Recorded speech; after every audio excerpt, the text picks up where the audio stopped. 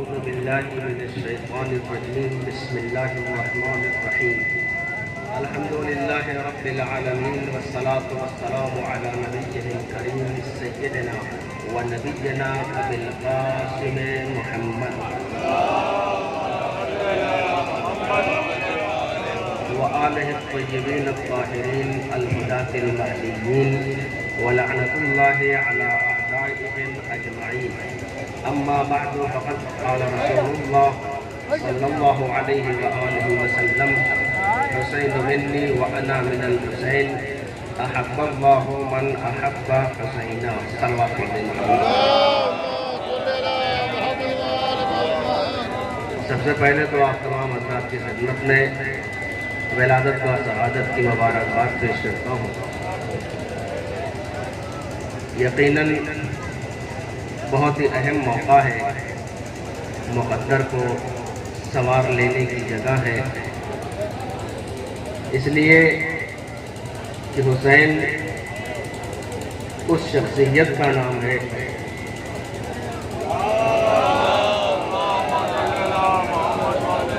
جو صرف مشکل ہی نہیں حل کرتے بلکہ وہ چیزیں عنایت کر دیتے ہیں جو مقدر میں بھی نہیں ہوا کرتی.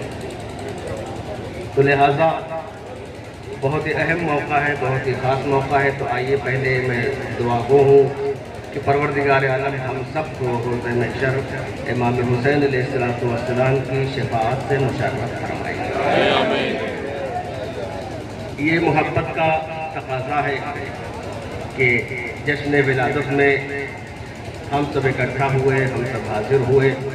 مولا ہم سب کی آمد کو، ہم سب کے شریک ہونے کو، شعراء کی شاعری کو، خطبہ و ذاکرین کی خطابت کو، سننے والوں کے خلوص کو، سب کو قبول فرمائے.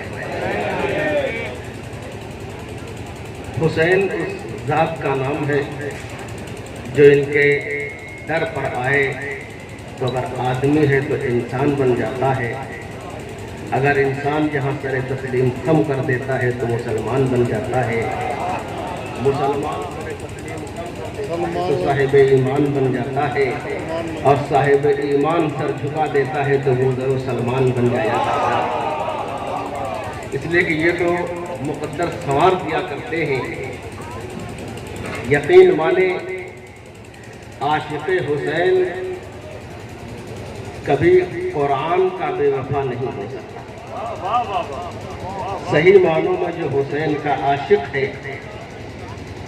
وہ نہ قرآن کے کسی حرف کا انکار کر سکتا ہے، نہ کسی آیت کا انکار کر سکتا ہے. بڑی اچھی بات کہی ہمارے ہندو بھائی رشی پانڈے نے وسیم رضوی کے سلسلے میں، بلکہ رضوی کہنا تو اس کے لیے باعث شرمسار ہو گیا ہے. اس وسیم ملعون کے لیے کہ اسے جلا دیا جانا چاہیے. یقیناً اس کے لیے تو جہنم کی آگ بھڑک ہی رہی ہے، شاید انتظار بھی کر رہی ہو کہ کتنا جلدی اسے پائے اور اسے اذیت پہنچائے، تکلیف پہنچائے، اپنا نوالا بنائے. عزیزان محترم، جو قرآن کا مخالف ہے کسی بھی صورت سے وہ حسینی نہیں ہو سکتا.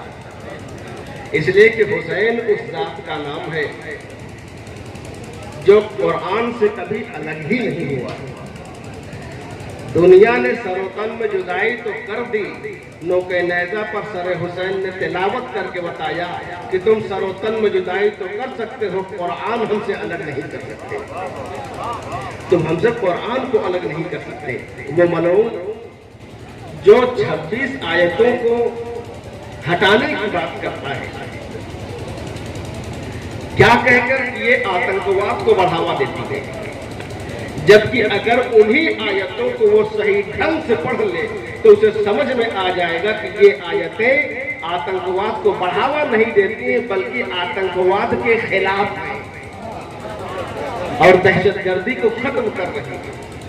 اچھا، جہاد کے مفہوم کو یہی تو کہہ کرنا کہ یہ جہاد سے متعلق ہے، جہاد کی آیتیں ہیں، تو پہلے جہاد کا مطلب تو سمجھ لیں.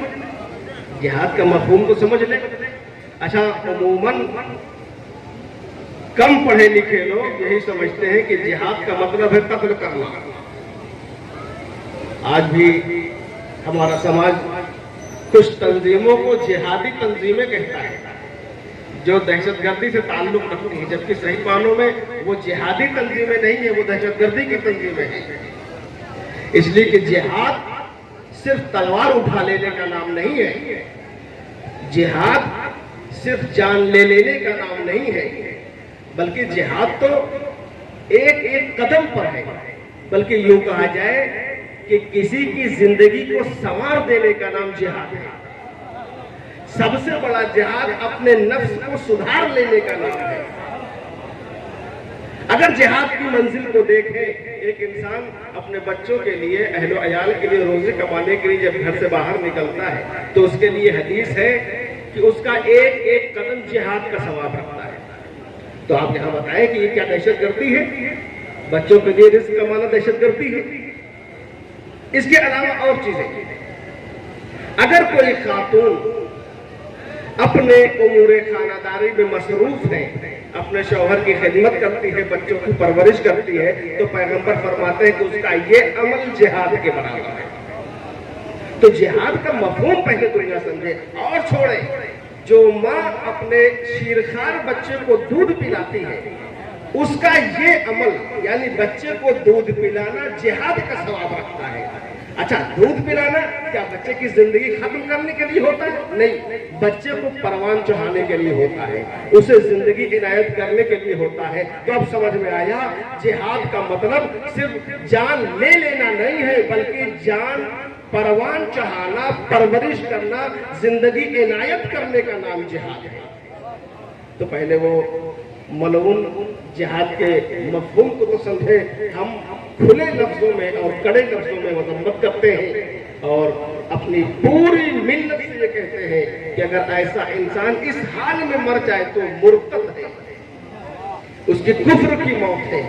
لہذا کسی بھی قبرستان میں اسے دفن ہونے کی اجازت نہیں ملنی چاہیے، کسی بھی عالم دین کو اس کی نماز جنازہ نہیں پڑھانی چاہیے وغیرہ. تو خیر کہنے کا مطلب یہ کہ جو عاشق حسین ہوگا وہ محب قرآن ہوگا، جو حسین کا عشق رکھے گا وہ قرآن کے خلاف کبھی کوئی بات نہیں کر سکتا. ایک سوال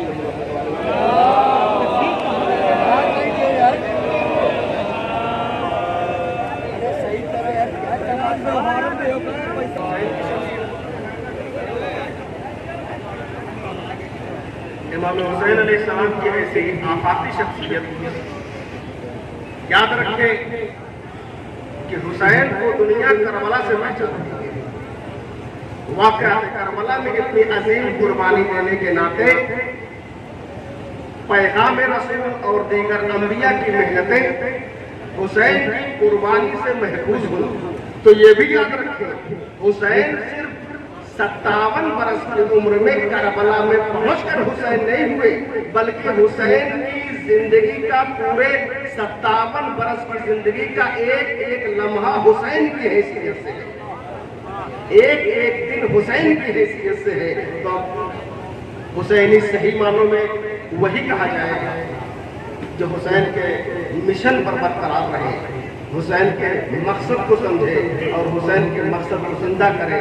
اگر کسی کے اندر حق بات کہنے کی جرأت نہ پائی جاتی ہو تو سمجھ لیں کہ وہ صحیح معنوں میں حسینی نہیں بن سکتا. اگر کوئی سچائی پر قائم نہیں رہ سکتا تو سمجھ لیں کہ وہ صحیح معنوں میں حسینی نہیں ہے. اس لیے کہ حسین صداقت کا نام ہے، حسین حقانیت کا نام ہے، حسین عدالت کا نام ہے، حسین انصاف کا نام ہے. یہ ساری صفات حسنہ کا مجموعہ اسے حسین کہتے ہیں. ارباب کرم ایک بات اور سمجھ لیں کہ حسین کی ایک ایسی آفاقی شخصیت اس بزم میں کئی طرح کے مکتب فکر کے لوگ موجود ہیں جو عشق حسین رکھتے ہیں، حسین کے عاشق ہیں. تو حسین کا جو مساوات کا پیغام ہے عموماً ہوتا کیا ہے کہ ہم اپنے سماج میں उस जगह उठना बैठना ज्यादा पसंद करते हैं जहां पर दौलतमंद अफराद होते हो, या उस दस्तरखान पर बैठकर ज्यादा पसंद करते हैं जो दौलतमंद का दस्तरखान, या अपने दस्तरखान पर ऐसे लोगों को बुलाना चाहते हैं, या तो वो हमारे अजीज हो, हमारे रिश्तेदार हो, या कोई बड़ा आदमी हो। लेकिन किरदार हुसैन क्या है, मैं एक छोटा सा वाक़या आपके सामने बयान कर देता हूँ कि इमाम हुसैन अलैहिस्सलाम जा रहे थे, रास्ते में आपने देखा कि कुछ मिस्कीन बैठे खाना खा रहे हैं। अच्छा, उन मिस्कीनों ने अदबन आपसे कहा, हुजूर आए बिस्मिल्लाह, फौरन इमाम हुसैन उनके साथ बैठ गए और उनकी रूखी सूखी रोटी जो भी थी उसको आपने उनके साथ तनावुल करवाया। जब खा चुके तो उन लोगों से कहते हैं कि देखो भाई, तुम्हारी दावत तो मैंने कबूल कर ली, अब तुम भी हमारी दावत में कबूल करो। तो उन लोगों भी फौरन, वो लोग भी खुश हुए और फौरन तैयार हो गए। अब उन्हें इमाम अपने बैठे शरफ में ले आए और लजीज खाना उनके सामने पेश किया और उनके साथ बैठकर आपने भी खाया। बात यहाँ पर खत्म हो जाती है, लेकिन हुसैन की आफाकी शख्सियत से मसावत का ये दर्ज जाता है कि हमें अपने दस्तरखान को सिर्फ अमीरों की जीनत नहीं बनाना चाहिए, बल्कि गरीबों के साथ बैठकर खाना भी चाहिए और अपने दस्तरखान पर उन्हें बुलाना भी चाहिए। तब सही मानों में हुसैनियत का हक अदा होगा। अस्सलामु अलैकुम।